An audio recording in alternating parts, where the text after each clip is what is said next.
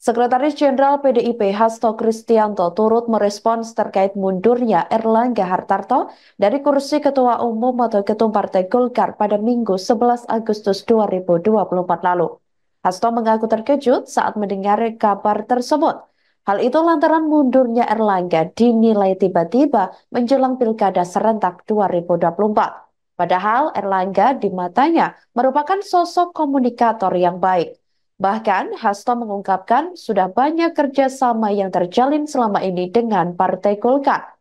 Hasto juga mengatakan bahwa mundurnya Erlangga menyentuh aspek kedaulatan partai.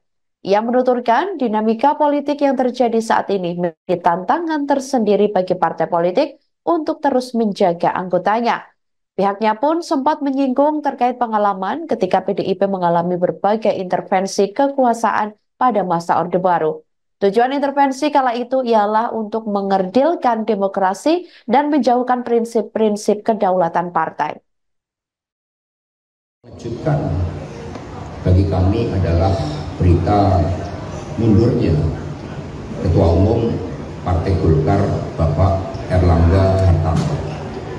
Beliau sosok komunikator yang baik dan membangun kerjasama politik yang baik di dalam Pilkada. Kami banyak bekerja sama dengan Partai Golkar, selain dengan partai yang lain seperti Gerindra, PKB, P3, Perindo, Hanura, dan juga Partai Amanat Nasional.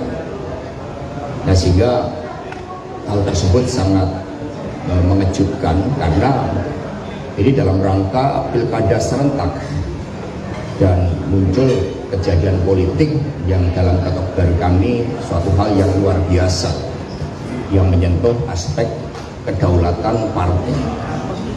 Nah, karena itulah kami ikut prihatin dalam situasi seperti itu, dan kemudian tentu saja ini tantangan bagi kita sebagai bangsa termasuk bagi partai politik untuk betul-betul menunjukkan kedaulatannya sebagai partai yang mengemban amanah dari rakyat, dan partai itu selalu memiliki mekanisme yang sudah terlembaga terkait dengan kepemimpinannya.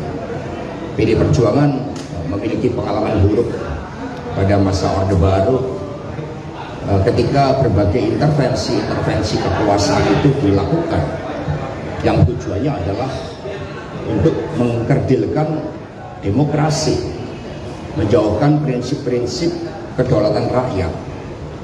Dan ketika watak kekuasaan sudah berbeda di dalam tujuan membangun demokrasi itu, dalam situasi tantangan yang tidak mudah seperti persoalan global, ketegangan di Timur Tengah, harga-harga pangan yang naik, persoalan perekonomian kita, kemudian persoalan terkait dengan kelas menengah, tidak adanya supremasi hukum, maka kami mengkhawatirkan hal-hal itu akan membawa dampak yang kurang baik, termasuk di dalam perekonomian nasional kita.